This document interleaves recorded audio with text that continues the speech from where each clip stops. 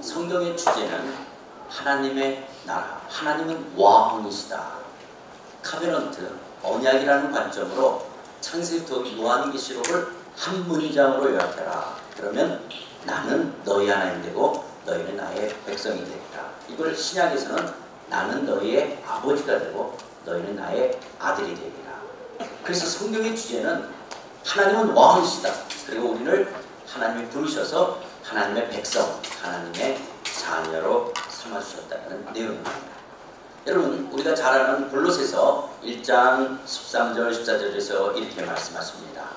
그가 우리를 흑암의 권세에서 건져내사 그의 사랑의 아들의 나라로 옮기셨으니 그 아들 안에서 우리가 속량 곧 죄사함을 얻었도다. 여러분, 주 예수를 믿으라. 그러면 너와 내 집이 구원 얻으리라. 많이 들었던 성경 구절이죠. 그러면 주 예수를 믿으라. 그러면 너와 내 집이 구원 얻으리라. 구원이라는 말에 비슷한 낱말. 구조한다, 구출한다는 거죠. 주 예수를 믿으라. 그러면 너와 네 집이 구출되리라. 구조되리라. 자, 그러면 어디로부터 구출되냐? 흑암의 권세, 죄로 인한 죄의 저주와 사망의 권세, 사단의 권세에서 건져내사, 구출하사, 구조하사, 구원하사 우리를 하나님의 사랑의 아들의 나라, 예수가 왕이 돼서 다스리는 하나님의 나라, 킹덤 오브 갓, 하나님의 나라로 옮겼다. 그래서 우리는 이제는 다시는 흑암의 권세나 죄의 저주와 형벌의 권세나 사단의 권세에 있지 않고 하나님의 통치, 하나님의 다스림 안에 있게 되어진 것을 속량, 값을 지불하셔서 산 거예요. 예수님의 피값을 지불하고 우리를 하나님의 나라의 백성, 하나님의 아들, 딸로 삼아주신 것, 이것을 죄사함 받았다라고 이야기하는 거예요. 그래서 여러분, 우리의 신앙생활이라고 하는 것은 하나님의 다스림, 하나님의 통치를 받으며 살아가는 삶을 신앙생활한다라고 이야기합니다. 다시 이야기합니다. 그리스도의 신앙생활이란 뭐냐? 이제 하나님의 백성이 되어져서 하나님의 나라 안에서 그분의 다스림, 통치를 받고 살아가는 것을 신앙생활이라는 거예요. 그렇기 때문에 신앙생활 가운데 아주 중요한 원리는 뭐냐? 하나님의 선하시고 기뻐하시고 온전하신 뜻이 무엇인지를 잘 분별하는 삶을 살아가는 것을 신앙의 성숙이라고 합니다. 어렸을 때는 엄마 아빠의 지시를 받잖아요. 그런데 아이들이 철이 든다는 건 뭐냐? 아, 엄마 아빠가 원하는 것은 이런 것들이야. 인생은 이렇게 살아야 돼. 이렇게 사는 것이 엄마 아빠의 기쁨이 돼. 그것을 철들었다, 성숙해져 간다 라고 이야기하는 것처럼 우리 신앙생활은 신앙의 연륜이 더하면 더할수록 하나님의 선하시고 기뻐하시고 온전하신 뜻을 잘 분별하는 사람들을 성숙한 신앙생활이다 이야기를 하는 거예요. 자, 그렇다면 여러분, 우리가 하나님의 나라를 이야기를 했는데요. 하나님 나라일 때 우리가 천국에 대해서 오해했던 것을 우리가 좀 풀어서 이야기를 드리는데요. 한번 같이 읽읍시다. 천국이란 무슨 뭐라고 그랬는지. 자, 시작. 천국이란 단순히 죽어서 하는 내세, 좋은 파라다이스, 하늘에 있는 어느 공간 그 정도를 말하는 것이 아니라 10의 23승 넘는 광활한 우주 전체에 있는 변들을 내가 만들었고 내가 다스린다는 하나님의 통치, 하나님의 왕권을 상태를 천국이라고 말하는 거예요. 천국. 하나님이 이 10의 23승 되는 광활한 우주 안에 하나님이 갇혀있는 게 아니라 이 광활한 우주 전체를 내가 만들었어. 손가락 하나로, 말씀 한마디로 이걸 천국이라는 것이지 거기 들어가 산다 이만을 말하고 있는 것이 아니에요. 그래서 여러분, 우리가 하나님 나라나 천국이라는 말은 같은 말이다. 그런데 마태는 유대인들 때문에 여호와의 이름을 망령되이 불러서는 안 되기 때문에 하늘, 여호와라는 이름의 대체어로 하늘을 사용한 거, 또 나라라는 말은 바실레이아, 그러면 다스린다, 통치한다 라고 하는 뜻으로 유대인들과 커뮤니케이션을 했는데 그 마태복음을 한자 문화권에 와서 번역을 하면서 하늘나라, 그러니까 하늘천 나라 글자를 쓰면서 우리는 생각이 굉장히 왜곡되어졌고, 그리고 그 천당이라는 개념이 도교의 개념처럼 우리에게 들어와 있어서 우리가 죽어서 가면 하나님이 이렇게 보좌에 앉아있고 거기 천사들이 이렇게 부채질하고 거기서 우리가 할렐루야 이렇게 이런 도교적 이미지로 천당을 자꾸 생각하는 거예요. 천국. 그런데 여러분, 천국이라는 말은 무슨 말이냐? 하나님 나라라는 말은 하나님의 다스림, 통치, 왕권을 가리키는 말이다. 죄와 불의로 타락한 세상을 심판하시나 구원하시는 하나님의 그 역동성을 천국, 하나님 나라 이렇게 이야기하는 것이고, 하나님의 다스림이 실현된 상태, 새하늘과 새 땅을 지시하는 용어를 하나님 나라라고 말합니다. 그런데 제가 높아심으로 이야기했죠. 그렇다면 흔히 말했던, 우리가 어렸을 때부터 들었던 죽어서 가는 천국, 지옥은 있어요, 없어요? 있어요. 없으면 큰일 나요. 우리가 흔히 말했던 죽어서 가는 천국, 지옥은 있어요. 근데 천국, 지옥은 어디 있어요? 우리는 지리적, 영토적 개념으로는 몰라요. 성경은 하나님과의 관계를 이야기합니다. 그 하나님과 관계를 맺는 이 관계가 천국인 거예요. 빈들이나 초막이나 내 주 예수를 모신 곳이 그 어디냐? 하늘나라, 천국, 하나님 나라가 되어지는 거예요. 그래서 여러분 자꾸 천국을 어떤 물리적인 환경을 자꾸 생각하려고 하면 안 되는 거예요. 그리고 하나님과 함께하는 물리적인 환경은 당연히 좋은 곳일 거고, 당연히 거기는 뭐 이 세상에서 하야할 수 없는, 정말 형언할 수 없는 가장 좋은 곳으로 되어 있는 것들이죠. 그래서 우리는 그런 천국이라는 파라다이스라는 물리적 환경을 이렇게 자꾸 소망으로 바라보는 것이 아니라, 그 모든 것을 마련하시고 그 모든 것을 누리게 하시는 하나님, 그분을 알아가는 거예요. 그분과의 관계. 그래서 그 하나님의 부요하심과 넉넉하심과 충만하심을 계속 누려가는 것을 영생이라고 이야기합니다. 그러면 우리가 이런 하나님 나라, 우리가 하나님 나라 할 때 하나님은 왕이시다. 하나님이 창조주시고 하나님이 역사의 주관자시고 하나님이 열방을 다스리시는, 통치하시는 하나님.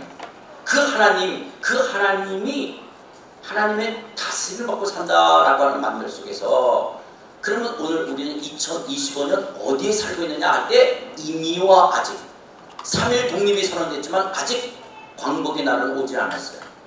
이런 이미와 아직 속에 사단은, 태장병된 이 사단은 거짓의 아비로 우리의 신앙을 흔들려고 그러고, 또 이 땅에 예수 안 믿는 사람들과 같이 살다 보니까 넌 크리스찬들과 세속적인 가치관의 충돌이 있고, 그리스도인들도 아직까지는 몸의 속량을 기다리며 우리는 이 육신의 몸을 입고 살기 때문에 때로는 몸도 병에 걸릴 수도 있고 몸도 아플 수 있고 또 죄에 길들여질 수도 있는 거예요. 그런 이미와 아직을 살아가는 오늘 우리들에게 하나님께서 우리에게 주신 것이 바로 교회라고 하는 공동체를 주십니다.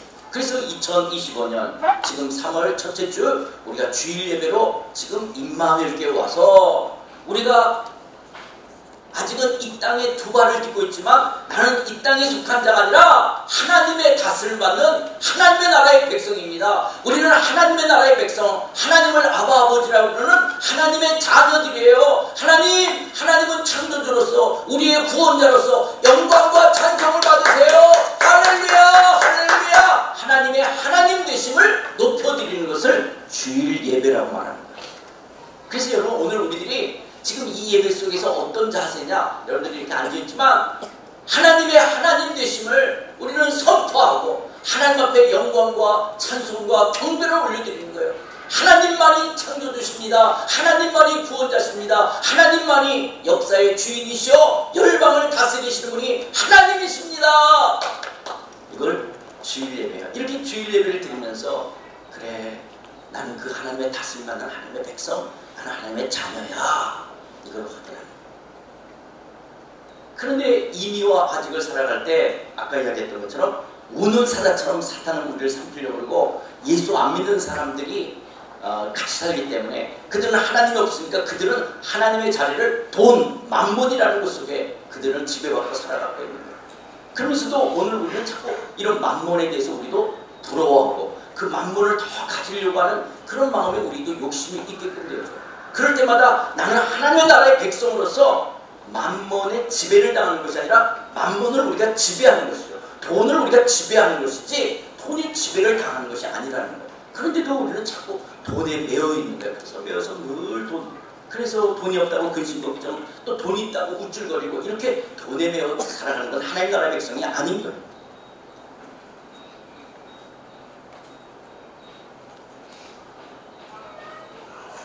그래서 임의와 아직 속에 그 그림이 없어졌네요. 우리가 싸워야 될 것들이 어떤 것이 있었냐 그랬을 때 이 포스트 모더니즘, 과학주의, 또 이런 만모니즘, 또 이런 이 프라그마티즘, 실용주의 이런 것들이 오늘 크리스찬들이 싸워야 될 싸움이네요. 거기에 내가 자꾸 주인 노릇하고 내가 왕 노릇하려고 하는, 또 때로는 육체의 쾌락주의에 빠지려고 하는 것, 이런 것들이 임의와 아직 속에 우리의 영적 싸움이 되어집니다. 2025년. 그래서 우리가 교회에서 말씀의 양육을 받고 훈련을 받아서 그래 나는 하나님 나라의 백성이야 라고 하는 크리스찬의 정체성들을 갖고 살아가는 거예요. 근데 이런 정체성이 흔들리게 되어지면 어떡하냐? 하나님의 아들들이 사람의 딸과 시집장가가는 거예요. 정체성을 잃어버리는 거예요. 그렇게 되면 어떻게 돼요? 가인의 문화, 니므롯의 문화, 이런 세상 나라와 혼합되고 동화되고 섞여버려요. 그게 노아 홍수예요. 그래서 하나님이 심판해 보십니다. 이스라엘 백성들이 가나안 땅에서 하나님의 나라의 백성으로서 이상적인 국가를 이뤄가야 됩니다. 그런데 이스라엘 사람들이 가나안의 종교, 바알과 아세라를 섬기면서 가나안의 종교와 혼합되고 동화되고 섞여버렸어요. 그래서 이스라엘은 아수르와 바벨론의 멸망을 당하는 것처럼 오늘 우리가 임의와 아직을 살아가는 2025년 예수님의 재림이 반드시 이루어질 것이라는 소망과 믿음으로 살아가는 오늘 우리들은 사단의 이 거짓에 하면 사단에 속아서는 안 되는 거고, 이런 만물의 가치에 우리가 혼합되고 동화되고 섞여서는 안 되는 거고, 우리의 내가 주인 노릇하고 왕 노릇하려고 하고 우리의 육체인 쾌락이나 우리의 정욕이나 내 욕심대로 살아서는 안 되는 순결한 하나님 나라의 백성으로 언제까지? 예수님이 재림하실 그때까지 이 땅을 살아가는 거예요. 이것을 우리는 그리스도의 삶이다 라고 하는 거예요. 그런데 이렇게 살아가는 임의와 아직 속에 성령이 우리와 함께 하시고 하나님이 나의 왕이라고 하는 말 속에 어떤 말이 내재되어졌냐, 그 왕이신 하나님은 나를 책임진다라는 말이 내재되어 있는 거예요. 여러분, 세월호 참사 사건이 있었고 이태원의 압사 사건이 있을 때 국민들로부터 터져나왔단 말이 뭐냐? 이게 나랍니까? 이게 나랍니까? 그 말이 무슨 말이냐? 국민의 안녕과 안정을 책임져야 될 위정자들이 자기 역할을 다하지 못하자 국민들이 이게 나랍니까? 라는 말을 하게 되어지는 거예요. 무한공항에서 제주항공 하고는 조금 이제 그때는 이게 나랍니까? 라는 말이 좀 덜 나갔죠. 그건. 근데 여러분, 위정자들이 국민이 낸 세금으로 인해서 세금을 받으면서 국민이 낸 세금으로 월급을 받으면서 국민의 안전과 안녕을 책임져야 되지만 인간이 근본적으로 어떻게 또 다른 인간을 안전과 안녕을 책임질 수 있겠어요? 그런데 하나님은 왕이시다 할 때 하나님 나라의 그 하나님은 전지전능하신 하나님은 나를 책임지신다라는 거예요. 그 책임지신다라고 하는 말 언제까지? 미래적 하나님 나라까지. 그 책임진다는 말 속에 그러나 오해해서는 안 된다는 것은 그렇다고 그리스도인들은 사고도 안 당하고 그리스도인들은 질병도 그리스도인들은 어려움도 안 하고 그렇지는 않아요. 그러나 오늘 우리가 이 땅에서 우리도 사고도 당할 수 있고 우리도 어려움을 당할 수도 있고 또 우리에게 아픔이 찾아올 수 있다 할지라도 하나님은 내 인생을 근본적으로 책임지신다는 거예요. 언제까지? 미래적 하나님 나라까지 우리를 책임져 주신다. 그 전지전능하신 하나님이 내 인생을 책임져 주신다는 거예요. 그 나를 책임지시고 내 인생을 이끌어 가신 그 하나님 안에 하나님의 왕권, 하나님의 주권을 우리가 인정하는 거예요. 그렇습니다. 하나님은 내 인생을 책임지시고 이끌어 가실 거야. 나를 먼저 사랑하시고 나를 찾아오신 그 하나님, 예수 그리스도를 십자가에서 죽이기까지 엄청난 피값을 지불하시고 나를 하나님의 백성, 하나님의 자녀로 삼으신 그 하나님이 내 인생을 책임져 가실 거야 할 때 그 나를 이끌어 가시는 그 하나님의 왕권, 주권을 인정하는 거예요. 왜냐하면 여러분, 아담 하와가 범죄하기 전 창세기 에덴 동산에서부터 하나님은요 모든 것이 하나님의 주권적 섭리로 인간의 삶을 이끌어 갔어요. 여호와 하나님이 그 사람을 이끌어 에덴 동산에 있느냐, 아담과 하와가 어디 사느냐, 하나님이 이끌어 에덴 동산을 이끌어. 또 아담이 무슨 일을 하냐? 아담 앞으로 여러 짐승들을, 생물들이, 공중에 나는 새들을 이끌어 가시니 아담이 각 생물을 부르며 그 이름이라 그래서 모든 생물이나 동물의 이름을 규명하면서 그가 어떤 노동, 일을 하는 거. 이것도 아담에게 이끌어오니까 아담이 그 일을 하는 거예요. 또 하와를 이끌어 아담에게 오는 거예요. 그러자 아담이 이는 내 뼈 중에 뼈, 살 중에 살이라고 말하는 것처럼 하나님이 하와를 이끌어 오시는 거예요. 우리의 구원의 문제에 있어서도 하나님께서 아브라함을 이끌어 내신 것처럼 하나님께서도 우리를 이끌어서 아버지 앞으로 나가도록 할 수 있는 것들이에요. 이게 전부 다 하나님의 주권적 섭리 가운데 이루어지는 것들. 하나님의 주권적 섭리 가운데 이루어지는 것들. 그렇다면 죄가 들어오기 이전에는 전부 에덴 동산과 하나님의 창조의 원리는 하나님의 주권적 섭리로 우리의 삶을 행복한, 우리의 삶을 하나님의 나라의 그 풍성함을 누리는 곳으로 우리를 이끌어가는데, 죄가 딱 들어오니까, 죄라는 게 뭐가 어떤 죄요? 하나님을 하나님으로 여기지 않고 내가 주인 노릇하겠다, 내가 왕 노릇하겠다, 이게 깨지니까 이끌어 오시는 그 하나님보다는 자꾸 내가 모든 걸 쥐어야 된다고 생각하는 거예요. 근데 여러분 사실 생각해 보세요. 내가 지금 주인 노릇하고 왕 노릇하지만 조금만 생각해요. 내가 뭐 어떻게 한국 사람이지? 여러분 왜 필리핀 사람이 아니고 한국 사람으로 태어났어요? 하나님 앞에 여러분을 원했어요. 하나님, 나 한국 사람으로 태어나게. 제가 중국에 있으면서 어떤 조선족이 저한테 그러는 거예요. 목사님, 왜 나는 한족도 아니고 한국 사람도 아니고 나는 왜 조선족으로 태어났을까요? 왜 나는 고려인이죠? 나는 왜 제1교포죠? 아니, 북한 땅에서 태어났다는 이유 하나만으로 얼마나 아픔과 고통 속에 살아갑니까? 그러면 내가 왜 한국 사람이냐는, 부모를 우리가 선택했어요. 하나님, 나 이런 엄마 아빠에서 태어나게 돼요. 그걸 요청했어요. 또 여러분, 외모, 하나님 앞에 나 이렇게, 제가 하나님 앞에 하나님 나 이용렬 닮게 해주세요. 그렇게 내가 기도했을까 안 했을까요? 전혀 내가 왜 이용렬 닮게 해달라고 하나님 앞에 기도했겠어요? 하나님 저 아담하게 만들어주세요. 그렇지 않았다라고. 왜 이렇게 크게 웃으세요? 이용렬을 그러고 보니까 이용렬 닮은 것 같아요. 이게 전혀 그런 것이 아닙니다. 그런데 우리는 한국 사람, 하나님이 이끌어 오시는 거예요. 그리고 그렇다면 여러분들이 지금 어디? 여러분이 마닐라 땅에 부모님이 아니면 여러분들이 직업에 의해서 나름대로 자녀의 교육을 위해서 여러 이유로 여러분이 결정해서 왔다 할지라도 결과론적으로 마닐라 땅에 지금 살고 있는 거예요. 그리고 지금 남편, 아내, 자녀, 이 부분에 있어서도 하나님의 주권이 있는 거예요. 우리가 양가 부모에 의해서 합법적으로 결혼했다면 결과론적으로 그게 하나님의 뜻인 거예요. 하나님의 뜻이라는 것이 이렇게 너는 이 여자, 이 남자랑 살아 라고 해서 운명적으로 정해져 가지고, 그래서 우리의 어떤 선택과 결정이 없는, 아니 있다 할지라도 하나님 막 어떻게 해서 이렇게 했다 이런 것이 아니라, 하나님이 우리의 어떤 선택과 의지와 우리의 인격적인 걸 다 존중하지만 합법적으로 결혼하면 그걸 하나님의 뜻으로 받는 거예요. 그래서 하나님이 짝지어준 것을 사람이 나눌 수 없다라고 하는 것처럼 내게 하나님이 하와를 이끌어 오신 것을 받아들이는 거예요. 그래서 뒷문을 걸어 잠그는 거예요. 이게 하나님의 뜻이야. 그래서 뒷문을 걸어 잠근 뒤에 거를 안 생각하게 되는 거예요. 그런데 자꾸 이 하나님의 주권을 인정하지 않으면, 아이고 내가 그때 잘못 선택한 거야. 하나님 그때 그 사람이랑 있었어야 되는데. 이게 다 우리가 자기가 주인 노릇하는 거예요. 내가 합법적으로 결혼했다면 이걸 하나님의 뜻으로 받아들이는 거예요. 그렇다면 여러분, 지금 여러분이 한번 보세요. 어떤 직업, 어떻게 한 어떤 아이템, 어떤 분야를 어떻게 30년, 40년 그 직업을 갖고 있냐는 거예요. 나는 태어나면서부터 나의 어떤 기질과 성향이 있고, 나의 어떤 장기와 탤런트가 있고, 어떤 부분이 그 직업을 하게끔 하는 거예요. 그래서 사람마다 다 직업의 내용이 다 다른 거예요.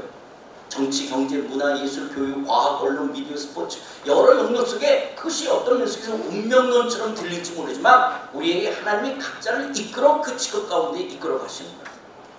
그래서 우리가 그 일을 하는 거예요.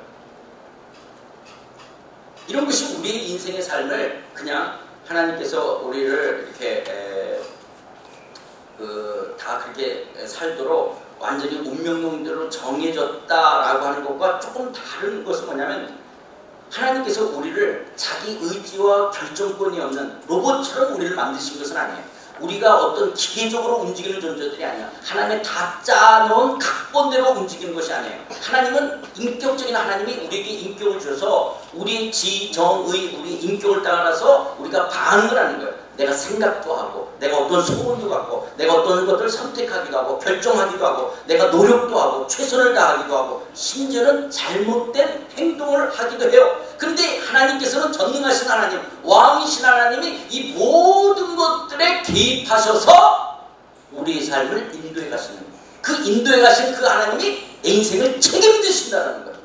나를 한국 사람으로 태어나게 하시고, 이런 부모 밑에 태어나게 하시고, 이런 가정을 이루게 하시고, 이런 자녀를 낳게 하시고, 이런 직업을 갖게 하시고, 이런 삶을 살게 하시는 것이 하나님의 주권적인 섭리 아래 있다는 것으로 우리는 믿는 거예요. 그냥 내 팔자가, 내 인생이 어쩌다가 이런 것이 아니라고 하는 거예요. 하나님은 결코 우리를 우연 속에 우리 인생을 방치하시는 분이 아니라, 내가 반응도 하고 내가 결정도 하지만 내 반응과 결정들 속에 전지전능하신 하나님의 개입하심이 있는 거예요. 그거를 받아들이는 것을 우리는 믿음이다. 하나님의 왕되심 앞에 내 인생이 있어.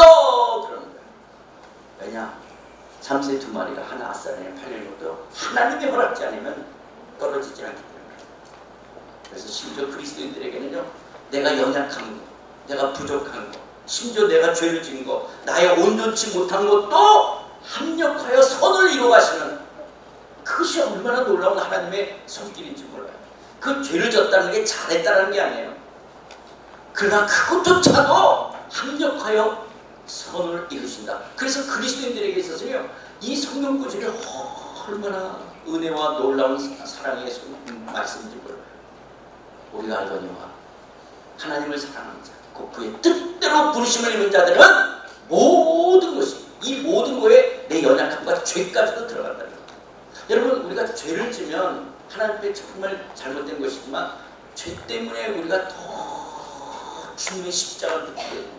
나는 이 죄를 예수님이 아니고서는 해결할 수 없다는, 그래서 그 내가 죄인이라는 것을 아는 것이 더 십자가 앞으로 가까이 가는 우리의 성숙의 한 부분으로 사용되어져 있는 거예요. 그럼 내가 죄 많이 져도 되겠네요. 마치 이 말은 엄마가 나를 끝까지 사랑하니까 내가 엄마 가슴에 못을 계속 박아도 되겠네요. 그럴 수 없는 거죠.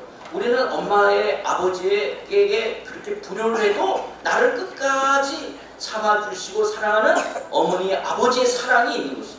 그런 것처럼 하나님은 우리의 연약함과 죄까지도 합력하여 우리를 선으로 인도해 가신다라고 합니다. 이런 하나님의 그 주권적 섭리 아래 속에서 오늘 우리는 내 인생을 어떻게 해석할 것이냐라는 겁니다. 그런 면에 있어서 요셉이라는 사람, 여러분도 잘 아는 이 요셉. 요셉이 꿈을 꿨던 사람 아닙니까? 그런데 요셉이 형들에게 팔려서 애굽에 오게 되었어요. 형들에게 팔릴 때 정말 어떻게, 여러분, 아무리 배다른 형이라 할지라도 자기를 어떻게 노예로 팔아넘길 수가 있어요. 아무리 자기가 잘못했다라고 하죠.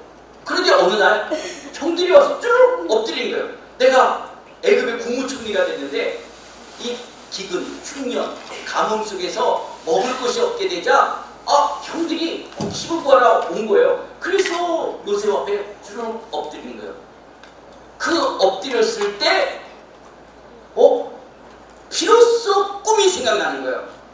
요셉이 그들에 대하여 꾼 꿈을 생각하고, 그때 볕단들이 나한테 절을 하고 해와 달과 별들이 나한테 절하는 것이 이걸 말하는 거였구나. 지금 이렇게 가뭄 흉년 속에 하나님이 우리 민족을 구원하시려고 나를 먼저 보내신 거였구나. 근데 형들이 나를 팔아넘긴 것으로 나는 생각했던 것 속에서 그렇구나. 이게 내가 지금 형들한테 팔린 게 아니라 하나님이 나를 먼저 보내신 거구나를 생각하는 거예요. 그러니까 요셉의 꿈은요, 요셉이 우리가 흔히 말하는 이상과 비전을 꿈꾸라는 그런 꿈이 아니라 그냥 이렇게 코를 올고 잤어요.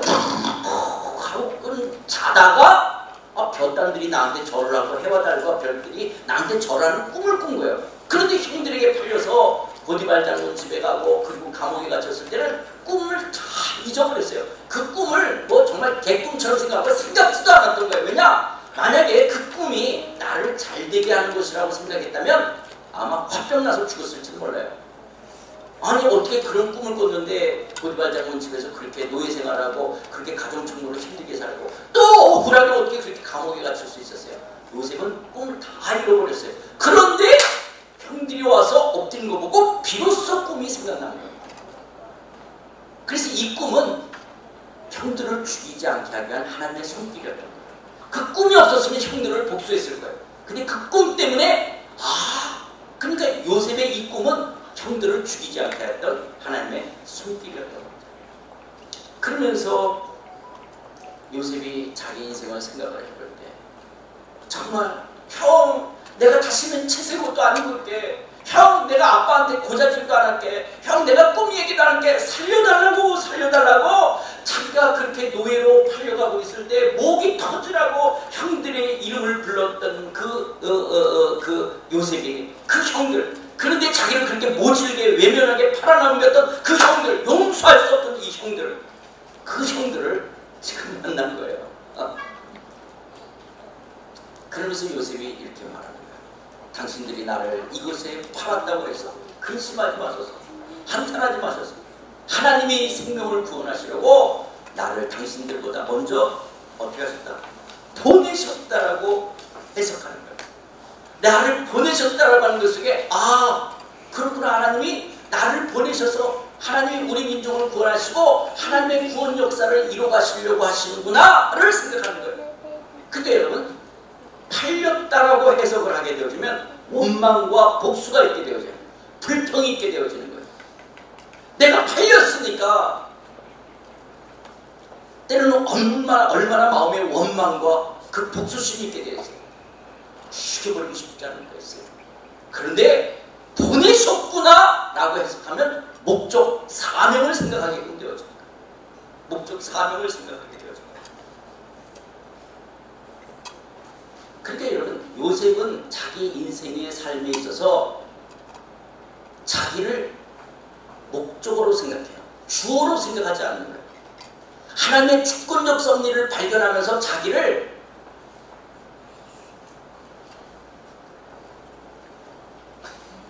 다들 당황하게 했어요. 네. 전도사님 살아나는 거죠? 네, 살려주세요. 자기를 목적으로 생각할 거예요. 목적으로. 그러니까 여러분, 제가 지금 창세기 45장에 하나님을 빨간색으로 했죠. 일부러 그렇게 빨간색으로 한 거예요. 지금 또 다음 구절을 보시면 여기서도 하나님이 생명을 구원하시고 나를 당신들로, 그러니까 지금 주어가 누구예요? 하나님이고 자기를 목적으로 보는 거예요. 하나님이 나를, 그 다음 구절에 하나님이 큰 구원으로 당신들을 생명을 보존하고 당신들의 후손을 세상에 보내시려고 이게 더 잘 보이는 거예요. 나를 당신들보다 먼저 보내셨나. 주어가 하나님이 되어지는 거예요. 주어가 하나님이 되는 거예요. 그런즉 나를 이리로 보내는 당신들이 아니요 하나님이시라. 하나님이 나를 바로 이렇게 주어가 하나님인 거예요. 그러니까 여러분, 우리가 하나님의 나라의 백성으로 산다 그럴 때 우리는 하나님이 내 인생을 책임지시고 그 하나님의 전지전능하신 하나님의 주권적 섭리로 아래 내가 있다 할 때 나는 내 인생을 목적으로 바라보는 거예요.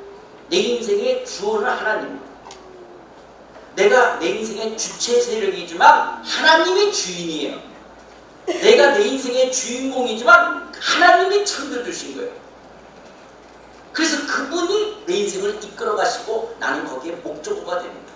여러분은 여러분의 인생에 주어입니까? 목적어입니까?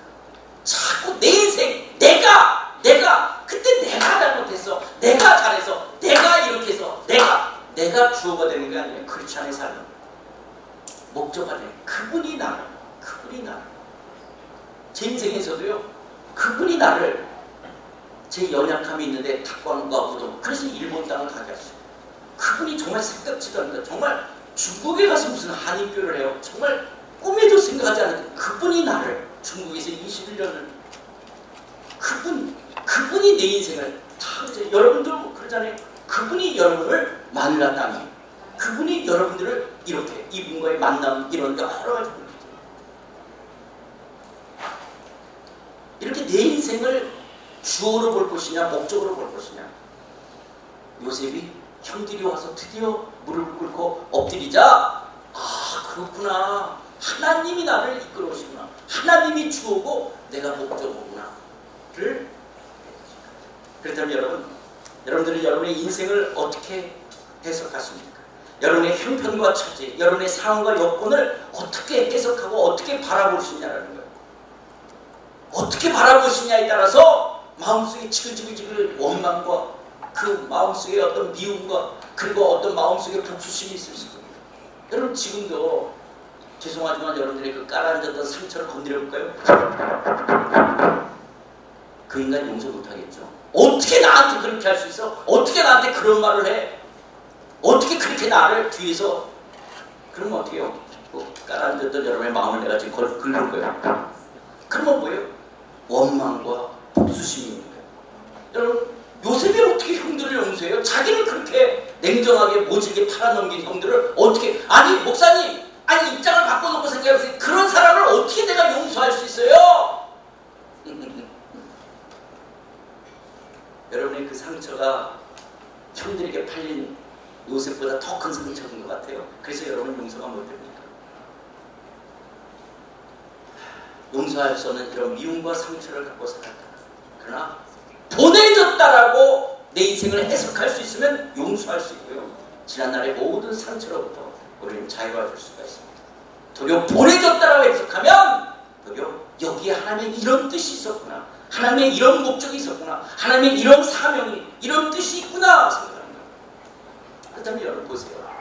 여러분 내일 직장으로 나가시는 분들 내가 어쩌다가 내가 이런 회사 연봉도 뭐 쥐꼬리만 하고 또 가서 이렇게 하고 사람들한테 그래서 여러분들이 회사에 자본주의에 팔려서 내가 이 마닐라 땅에서 그래서 내일 출근한다. 여러분이 그 직장 생활이 얼마나 힘들겠어요. 그런 원망과 불평에 내가 그때 공부를 좀 하긴 아니면 왜 부모님이 나를 좀 학비를 대 아니면 왜 그때 이렇게 했으면 아니면 직장이 내가 왜 좀 붙이고 이런 것이 얼마나 여러분의 인생을 비관스럽게 만들겠어요. 그러나 결과론적으로 하나님이 내 인생을 우연에 방치하지 않는다면 내가 어떤 회사가 됐든 하나님이 내 인생을 이끈다면 내일 출근길의 마음이 달라질 수 있다는 거예요. 나는 보내진 자로서 이 회사에 있는 거예요. 그렇다면 하나님이 나를 이 회사에 월급을 얼마를 받든 내 역할의 위치가 어쨌든 나를 여기에 보내신 뜻이 뭘지 이 비즈니스를 통해서 뭐 하기를 원하실지 이런 사명을 발견하며 출근하는 것과 내가 밥 먹고 살아야 되니까 정말 목구멍에다가 터치를 내니까 이런 지가 내가 정말 재수도 없고 아니면 내 저런 인간들하고 이러고 출근하는 것과 너무너무 다르다는 거예요. 여러분 내일 팔린 자로 출근하시겠습니까? 보내진 자로 출근하시겠습니까? 만본의 가치는요. 이 돈은 여러분 연봉을 이길 수 있는 것은 돈이 아니에요. 그냥 연봉 더 많은 받는 데로 갈 수 있어요. 근데 가면 나보다 더 많은 사람이 있는 거예요. 또 더 많은 데로 가면 또 더 많은 사람이 있어요. 그거는 연봉을 돈으로 이길 수가 없어요. 그래서요. 연봉을 이길 수 있는 것은 의미와 가치. 내가 이 일에 의미가 있다, 가치가 있다. 그러면 그 길을 걸어갈 수 있어요. 연봉이 낮아도.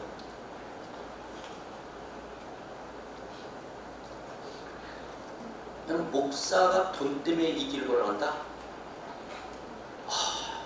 아마 유 목사님도 절대로 안 할 거예요. 돈 때문에 이 길을 걸어간다면. 목사 똥은 개들도 안 먹는데요. 너무 써가지고. 인간 관계를 여러 이것이 너무 힘들기 때문에 개들도 아예 그 목사 똥은 아예 옆에도 안 가려고 너무 써서. 근데 왜 이 길을 걸어가요? 나를 보내셨다라고 하는 사명, 그 사명 속에서의 목적, 그것을 발견하기 때문에 이 길을 걸어가는 것이죠. 여러분 결혼도 내가 어쩌다가 이 인간 만나가지고 내가 이 시댁에 팔려왔다라고 생각하면 시어머니 시누와의 관계는 해결될 수가 없어요. 내가 어쩌다가 이 인간 만나가지고 시댁에 팔려왔는가? 그러면 심치도 안 먹고 시편도 안 읽게 되는 거예요. 그런데 하나님이 이 남편을 만나서 나를 이 시댁에 보내셨다라고 해석하면 명절 전에 내가 전화 하나를 걸고, 여러분 마닐라에서 한국에 계신 부모님한테 전화를 걸고 가족 시댁과의 관계, 왜냐? 나는 보내진 자로서의 뜻을 생각하기 때문에.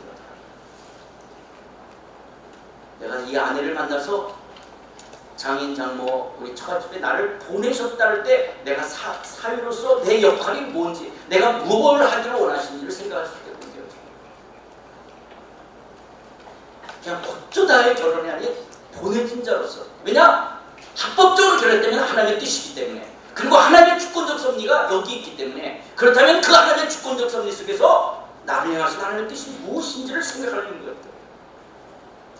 여러분, 이 부분은 목사들에게 있어서 너무너무 중요해요. 내가 어쩌다 이 교회 담임 목사, 내가 어쩌다 여기 선교지 이런데, 이렇게 되면 선교지를 비교하고 목회지를 비교하게끔 되어져요. 내가 하나님의 뜻을 따라 하나님의 인도하심으로 왔다면 나는 보내진 자인 줄 믿습니다. 보내진 자예요. 보내진 자로 저를 받아야 돼요.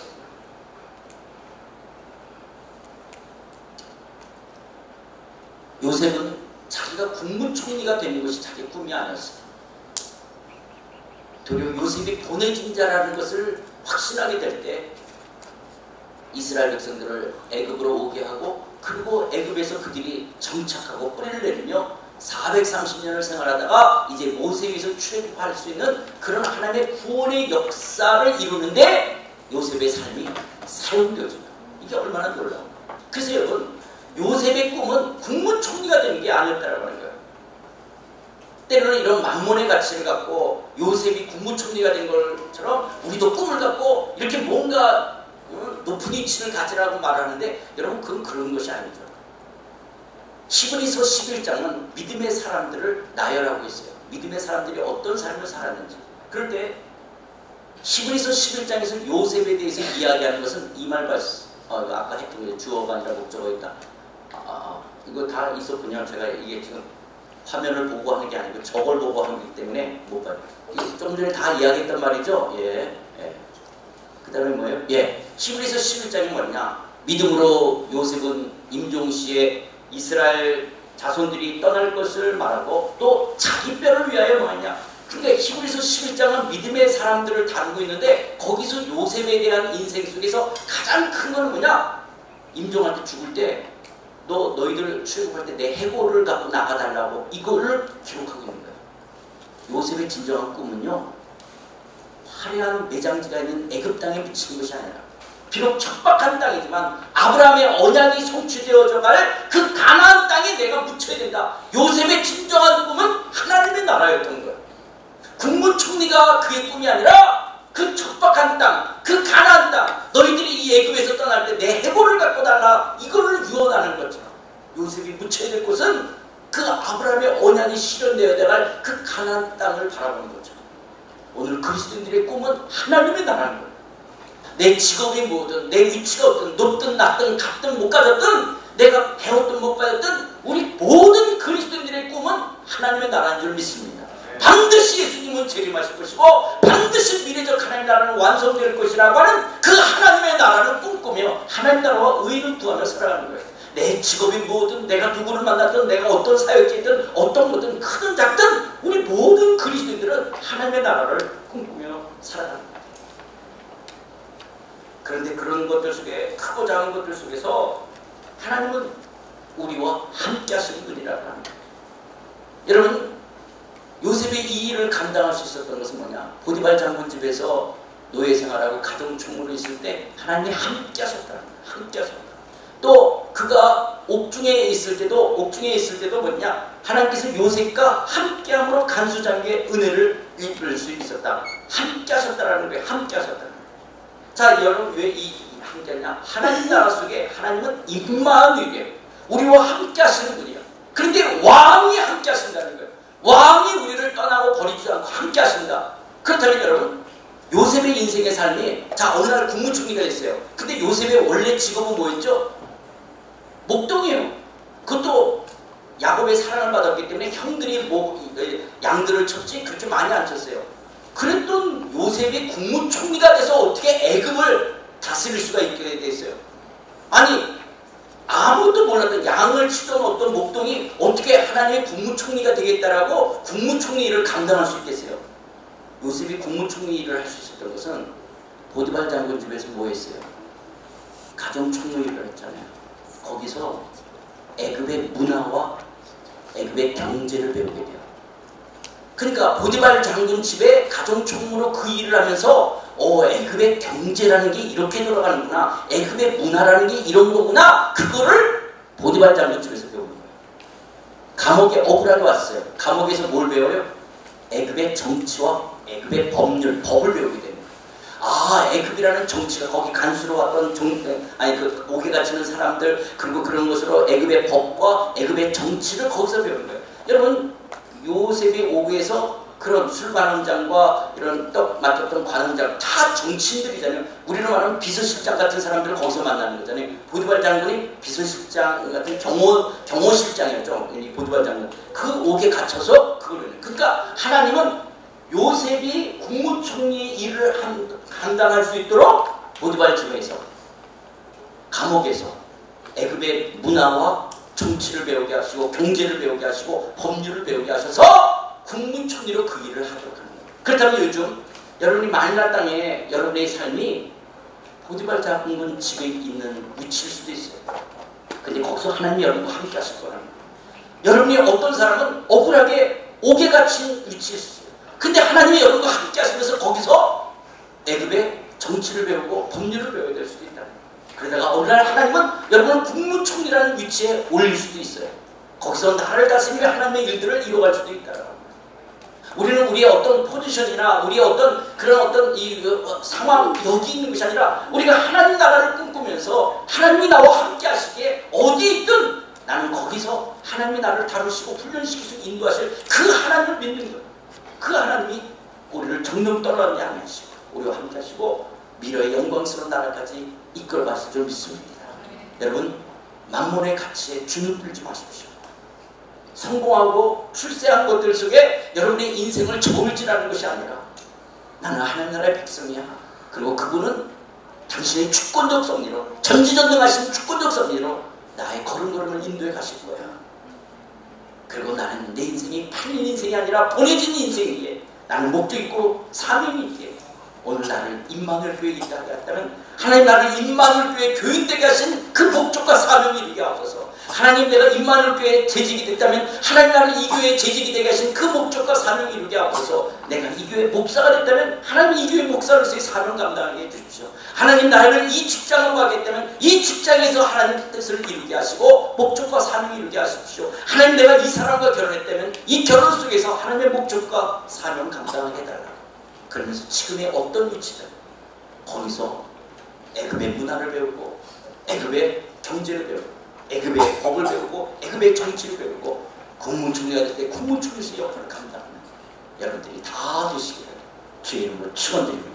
하나님 결코 여러분을 떠나지 아니하시고 여러분과 함께 하실 것입니다.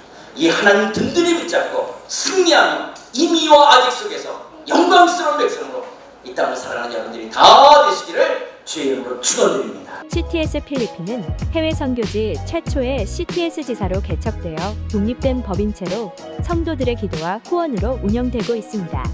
해외 선교지에서 영상 선교 사역이 지속될 수 있도록 함께 동역해주세요. 필리핀 한인교계의 역사 CTS 필리핀을 통해 한국교회와 다음 세대에게 전해집니다.